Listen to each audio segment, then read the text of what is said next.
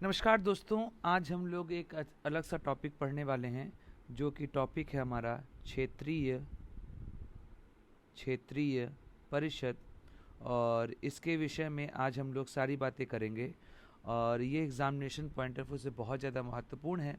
इसलिए इस वीडियो को बहुत ध्यान से देखिए, इस वीडियो को लाइक करिए, चैनल को सब्सक्राइब करिए, इस वीडियो को शेयर जरूर करिए। चलिए अपने इस वीडियो को हम लोग शुरू करते हैं।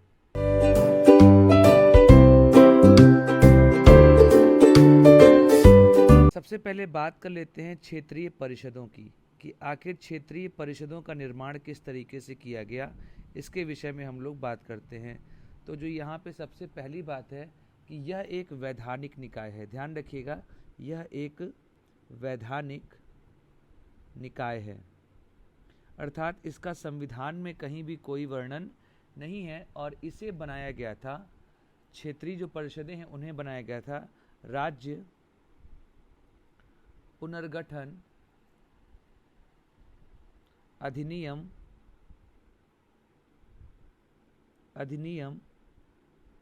1956 के अंतर्गत इसे यहाँ पर बनाया गया था। इस अधिनियम के अंतर्गत क्षेत्र को 5 विभागों में बांटा गया, अर्थात 5 क्षेत्रीय परिषदें बनाई गईं। 5 क्षेत्रीय परिषदें बनाई गईं। अब यहाँ पर आगे जान लेते हैं कि इसका उद्देश्य क्या है। ये यहाँ महत्वपूर्ण चीज़ है कि इसका उद्देश्य क्या है, किस लिए इसे बनाया गया। तो यह जान लीजिए, इसका जो उद्देश्य है वह उद्देश्य है राज्यों और केंद्र शासित प्रदेशों और केंद्र शासित प्रदेशों तथा केंद्र के मध्य सहयोग और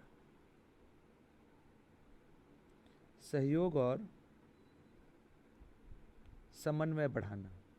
अर्थात किस तरीके से केंद्र और राज्य के बीच जो ये समस्याएं होती हैं उन समस्याओं का निवारण किया जाए।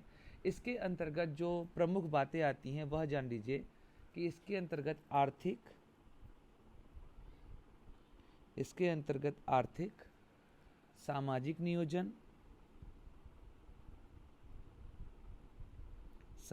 नियोजन, भाषाई अल्पसंख्यक,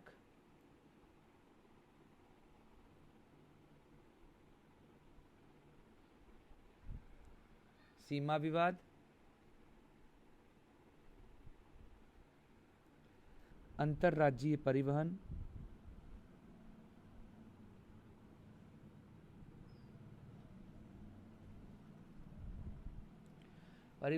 जैसे जो मामले होते हैं, जैसे मामलों की यहाँ पर क्या होती है, चर्चा होती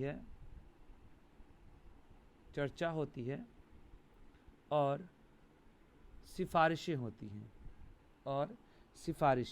कि क्या क्या काम किया जाए जिसकी वजह से जो प्रॉब्लम्स आ रही हैं राज्य और केंद्र के मध्य वह न आया करे। इसके अतिरिक्त यह केवल सलाहकार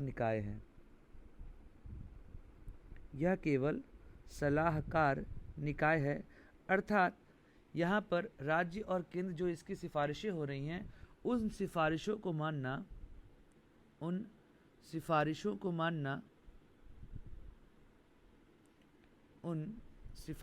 मानना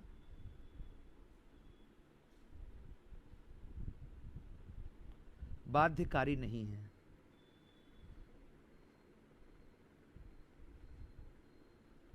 ठीक है, इस चीज को आपको यहाँ पे ध्यान रखिए। अब जान लेते हैं 5 परिषदें कौन कौन सी हैं। 5 परिषदें,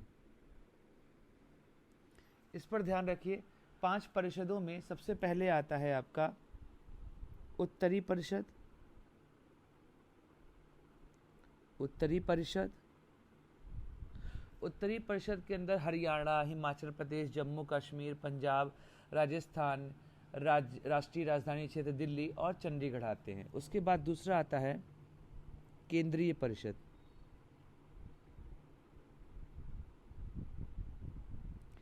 केंद्रीय परिषद के अंतर्गत आता है आपका छत्तीसगढ़, उत्तराखंड, उत्तर प्रदेश और मध्य प्रदेश का एरिया। उसके बाद तीसरा है आपका पूर्वी क्षेत्रीय परिषद। इसके अंतर्गत आता है बिहार, झारखंड, उड़ीसा और पश्चिम बंगाल। चौथा जो है आपका वो है आपका पश्चिमी क्षेत्रीय परिषद। यहाँ पर आपका आता है गोवा, गुजरात, महाराष्ट्र, दमन, दीव और दादरा नगर हवेली। उसके बाद जो पांचवा आपका आखिरी होता है वो आपका है दक्षिणी क्षेत्रीय परिषद। यहाँ पर आपका आता है आंध्र प्रदेश, कर्नाटक, केरल, तमिलनाडु, पुदुचेरी, ये यहाँ पर आते हैं। अब यहाँ पर जान लेते हैं इसकी संरचना कैसी होती है। इसकी संरचना बहुत महत्वपूर्ण चीज़ यहाँ पर है कि इसकी संरचना किस तरीके से होती है। तो यहाँ पर केंद्र सरकार का गृह मंत्री इसका अध्यक्ष होता है, इसके अलावा सभी राज्यों के मुख्यमंत्री,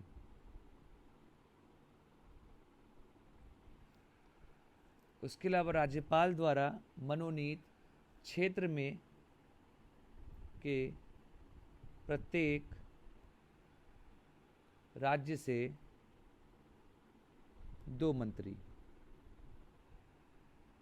और चौथा जो होता है क्षेत्र में प्रत्येक संघ राज्य क्षेत्र के प्रशासक।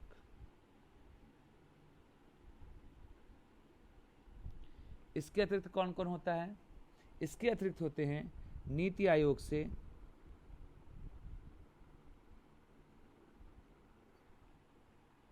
नामित व्यक्ति, उसके बाद क्षेत्र के प्रत्येक राज्य की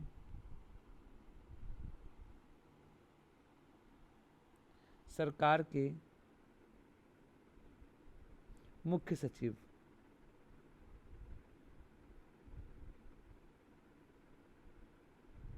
आगे अगर बात किया जाए तो जोन के या क्षेत्र के प्रत्येक राज्य के विकास आयुक्त।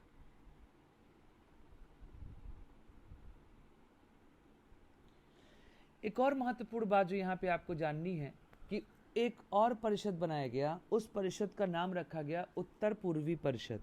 उसका नाम रखा गया उत्तर पूर्वी परिषद।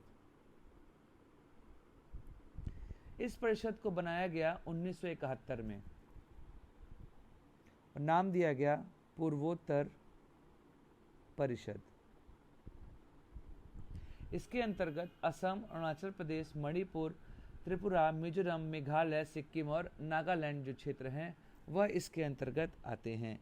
और ये सारी बातें आज हम लोगों ने क्षेत्रीय परिषद के अंतर्गत की। इससे ज़्यादा यहाँ पर और कुछ भी नहीं पूछता है। तो उम्मीद करता हूँ आपको यह वीडियो जो है बहुत पसंद आया होगा।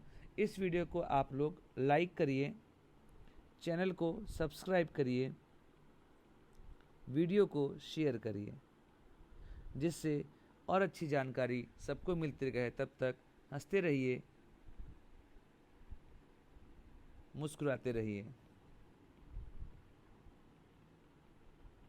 और साथ में ही जानते ही आप लोग भारत माता की जय गाते रहिए। मिलते हैं हम लोग अपने अगले वीडियो में, तब तक नमस्कार।